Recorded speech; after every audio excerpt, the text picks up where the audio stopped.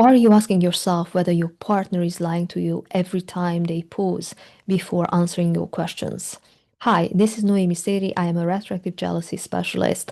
So what happens whenever you ask a question, especially about their past or their exes, and they pause? So you might be experiencing immense discomfort and distrust because you have made an association between pausing and lying. Now that might be because you have been lied before previously, and that's the pattern you saw. Therefore, you equate that pattern with every other thing, which is kind of generalizing things. It's not good news. Now, but our biases definitely help us navigate life because it's just too cognitively demanding to pay attention to everything. Yeah, we would be easily depleted. Just imagine like this. When you are learning to drive and you have to pay attention to everything, it's exhausting. But after a few weeks, all of a sudden things become easier, and within months you don't even think about it. You can have a chat. It's only in tricky situations where you really have to pay attention. Now, if driving were always the same as it was at the beginning, then most people probably wouldn't drive because it would be so depleting. We would have a very different world. Um, and yes, or when you're starting a new job, in the first 3 weeks, you just think that you come home and you think that your brain is going to explode. Or when you have a really difficult conversation or you're writing a scientific paper, whatever it might be, it it is very, very difficult to focus on something, to give it your undivided attention for a very, very long time. So it can be depleting. And therefore, if you think about um, if you think about this idea that they are they are posing and they are lying. Yes, some people pose before lying because they have to create a new narrative. But some people just pause because they want to think about what they say. And that's when going back to biases that help us navigate the world, biases can also interfere with seeing the individual differences, right? That is often the problem, that we associate certain people with certain behaviors or certain locations with certain reputation or something. And then everybody falls into that. And when you do this to your partner, it's really bad because you no longer see the partner, you just see a pattern that you put on them.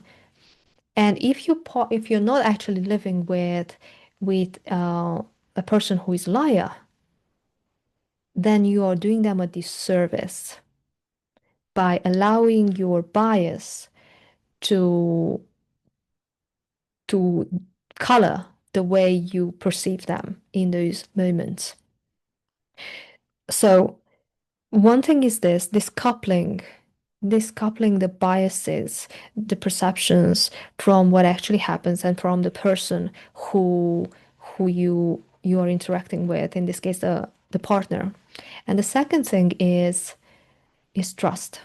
Basically, what is it that is making you distrust them, not trust them? Yeah. Is it because you are finding it difficult to trust people in general? Is it because you had some heartbreaks and you associate relationships with potential heartbreak at the end?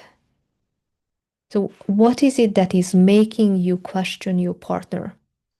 And of course, if it is related with rhetoric jealousy, then you might say yes, because they had this many partners, so why would they choose me? I'm not special. Or why would they might just be settling with me. After all, they had these experiences. And all these thoughts could could sound very reasonable, but they are not, because they are driven by intense fear, they are driven by insecurities, they are driven by an anxious attachment style, for instance. So what you want to do in this case is ask yourself, why am I finding it difficult to trust what my partner is saying about their past? And by the way, if it's because, well, sometimes the story is not the same, uh, yes, one thing that you have to realize is that our our memories are malleable. So you can, every time you access a memory, you reshape it. And we can reshape it slightly and we can reshape it quite a bit, depending on what mental state you are in, what you're looking for, what you're. So those things are valuable. And also, you have to realize that um, that we sometimes, depending on what situation we are in, we might give a different narrative or make changes of the narrative that to the person who is telling the story, it seems like the same story but seen from a different vantage point, let's say, by focusing on something other than previously. But for you, it might be actually perceived as something that is a lie, that they somehow try to make you think something other than what actually happened. So one thing to how to deal with such a situation is have a conversation, but not from the point of you said this, now you said that. That's blaming. That's never going to lead anywhere good. However, when you are vulnerable in the situation and you say, this is why I would like to have this conversation, or I would just like you to listen to me. I would just like you to listen to what I'm feeling. Would you be able to do that? Can we take 2 minutes where I say what I feel?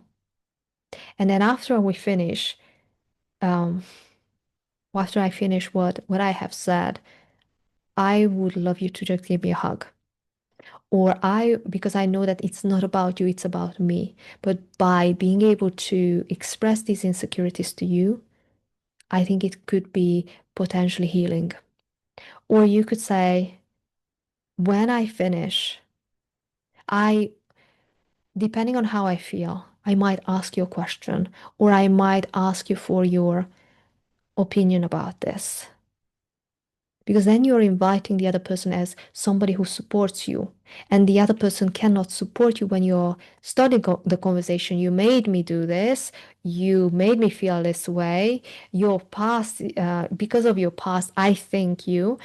Then you're projecting things on the other person based on your biases, on your fears, on your previous experiences. Whereas if you want, because obviously if you're watching this, you love that person, you trust them, you want to be with them, but there is this one thing, there is rather jealousy that is coming in the way. So what you want in all your interactions is to bring the other person closer rather than to push them away, to somehow alienate them from you. And you can do that by saying, this is what I need now. Do you think you can give me that? Your could you listen to me? Or I would like your opinion. Could you tell me what your opinion is? Or this is so basically say what you feel you need to say without putting it on the other person, by bringing it back to you. This is how I feel, but I know that I don't see the whole future, the whole truth. I would love your perception, perspective on this. I would love to hear your opinion about this. because then you're inviting them in, and then you can have a conversation that can be very healing and can bring you together, which can be an evidence for you that yes, they are loving me. But if you started by blaming, then you can't expect them to be there to support you because they feel threatened. And when we feel threatened, we either fight or flee. And you don't want them to fight or flee. You want them to feel secure, to be able to support you. And when you are feeling this way, yes, you also want to fight and flee. And by acknowledging that I am feeling, I'm anxious, but I need you. That's vulnerability, that you're able to actually, in a state of fight and flight, you're actually saying, I need your help, rather than fight, which is to say, it's your fault.